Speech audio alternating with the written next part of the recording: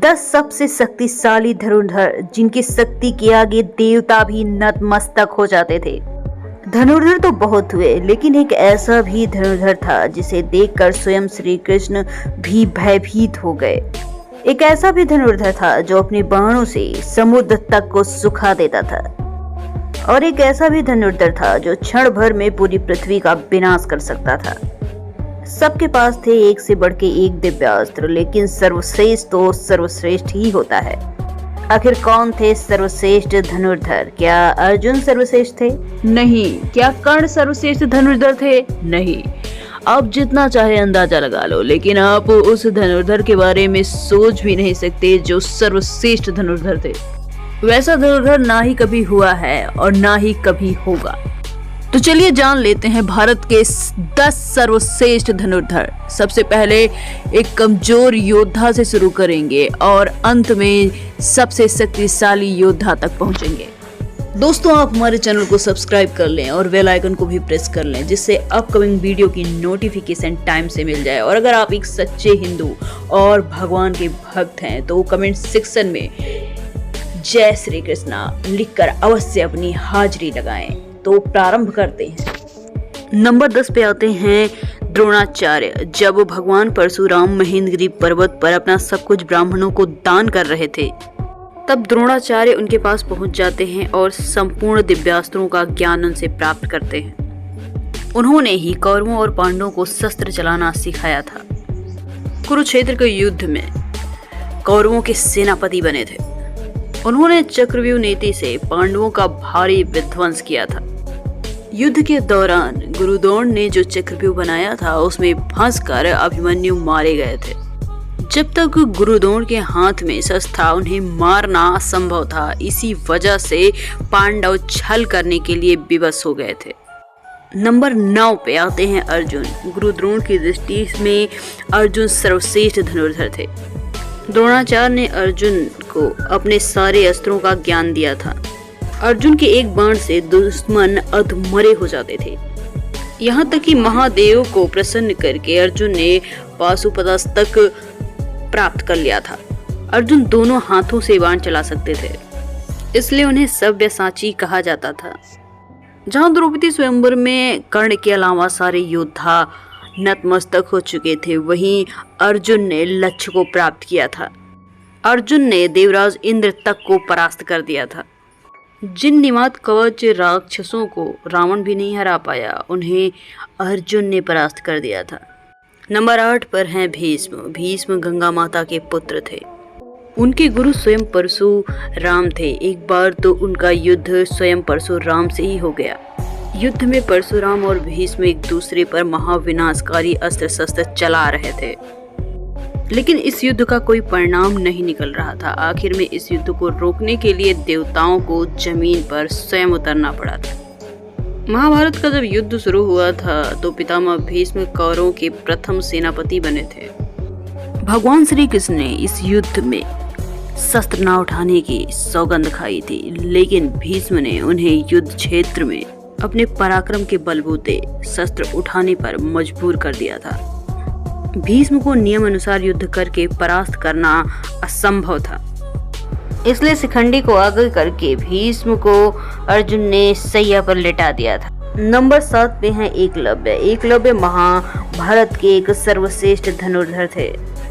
जब गुरु द्रोण के पास एकलव्य शिक्षा के लिए गए थे तो गुरु द्रोण ने उन्हें इनकार कर दिया था। इसके बाद द्रोण को गुरु मानकर एकलव्य ने वन में धनुर्विद्या का अभ्यास शुरू कर दिया था। जब कौरव और पांडवों में से किसी को भी शब्दभेदी बाण चलाना नहीं आता था तो एकलव्य अपने अभ्यास मात्र से शब्दभेदी बाण चलाना सीख गए थे। एकलव्य की धनुर्विद्या को देखकर अर्जुन को भी लगने लगा था कि एकलव्य ही सर्वश्रेष्ठ धनुर्धर थे।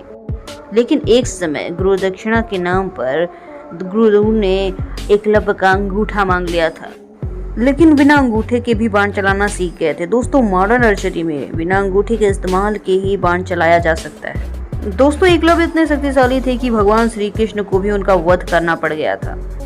एकलव्य के बारे में भगवान श्री कृष्ण ने कहा था कि अगर एकलव्य का अंगूठा द्रोण ने दान में ना लिया होता तो दूसरा परशुराम बनकर एकलव्य जंगल में घूम रहा होता। कोई धनुर्धर उसे परास्त नहीं कर पाता और कोई मनुष्य तो उसके सामने टिक भी नहीं पाता। भगवान श्री कृष्ण ने जिस धनुर्धर की तुलना भगवान परशुराम से की है उसके बारे में तो आप सोच ही सकते हैं। नंबर 6 पे आते हैं बर्बरीक। बर्बरीक भीम के पुत्र थे। उनके पास ऐसे 3 बाण थे जो सेकंडों में पूरे महाभारत को खत्म कर सकते थे। बर्बरीक के 3 बाणों के बारे में जानकर खुद भगवान श्री कृष्ण भी चिंतित हो गए थे, जिसके बाद उन्होंने दान में बर्बरीक का सिर मांग लिया था। इसके बाद खाटू श्याम के नाम से इस धरती पर बर्बरीक की पूजा होती है। अगले नंबर पे आते हैं मेघनाथ। मेघनाथ इतने बड़े धनुर्धर थे कि उन्होंने देवताओं को परास्त करके इंद्र को बंदी बना लिया था, जिसके चलते उसका नाम इंद्रजीत पड़ा। उसके पास ब्रह्मास्त्र, विष्णु अस्त्र और पाशुपत अस्त्र, इन तीनों अस्त्रों का ज्ञान था और इसी विद्या के कारण उसने लक्ष्मण जी पर ब्रह्मास्त्र, विष्णु अस्त्र और पाशुपत अस्त्र चलाया था। लक्ष्मण जी के आगे पाशुपतास्त्र निस्तेज हो गया था। ब्रह्मास्त्र और विष्णुअस्त्र छूकर लौट गया था, लेकिन युद्ध के दौरान उसने एक समय लक्ष्मण जी को मूर्छित कर दिया था और मेघनाथ के नागपाश से ही श्री राम और लक्ष्मण जी जकड़े जा चुके थे। ये रामायण काल के एकमात्र योद्धा हैं जिन्हें अति महारथी कहा गया है। नंबर 8 पे हैं कर्ण। महाभारत काल के एक ऐसे योद्धा थे। इनके पास एक कुछ ऐसे दिव्य कवच और कुंडल थे जिसे किसी भी अस्त्र से भेदा नहीं जा सकता था। इंद्र ने छल से इनका कवच और कुंडल छीन लिया था। बिना कवच के भी कर्ण बहुत शक्तिशाली थे। अंतिम युद्ध में जब अर्जुन और कर्ण के बीच युद्ध हुआ था तब कर्ण ने अर्जुन के 11 प्रहारों को परास्त किया था। अर्जुन के ब्रह्मास्त्र को कर्ण ने साधारण बाणों से ही काट डाला था और कर्ण ने अपने सर्व बाण से अर्जुन को लगभग मार ही डाला था। अगर उस वक्त स्वयं श्री कृष्ण भगवान अर्जुन की रक्षा न करते तो शायद अर्जुन मारे जाते। जब तक कर्ण के हाथों में शस्त्र था तब तक उन्हें किसी भी तरह से परास्त नहीं किया जा सकता था। इसलिए जब कर्ण निशस्त्र थे तब अर्जुन को छल से उनका वध करना पड़ा था। अगले नंबर पे हैं लक्ष्मण जी। शेषनाग अवतार लक्ष्मण जी महापराक्रमी थे। उनकी धनुष रेखा में ही इतनी शक्ति थी कि रावण भी उसे पार नहीं कर सकता था। शास्त्रों के अनुसार वो एक श्रेष्ठ धनुर्धर थे। रावण के महाबलशाली पुत्र इंद्र को पराजित करने वाले इंद्रजीत का वध वही कर सकते थे जिसने 14 साल तक सैया पर 1 सेकंड के लिए निद्रा ना ली हो, जिसने 14 साल तक पत्नी और भोजन का त्याग किया हो। और इसीलिए लक्ष्मण जी ने ही मेघनाथ का वध किया था और रावण के पुत्र अतिकाय का भी। युद्ध के दौरान एक बार लक्ष्मण जी ने रावण तक को मूर्छित कर दिया था।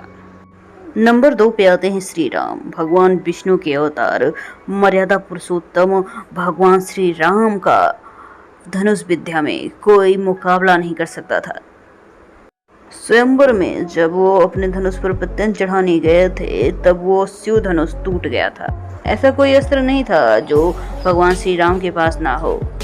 जब रावण ने लंका जाने के लिए उन्हें मार्ग नहीं दिया तो राम ने अपने धनुष बाण से ही समुद्र को सुखाने का काम किया और श्री राम ने अपने बाण मात्र से रावण और कुंभकर्ण जैसे महायोद्धाओं को स्वर्ग भेज दिया था।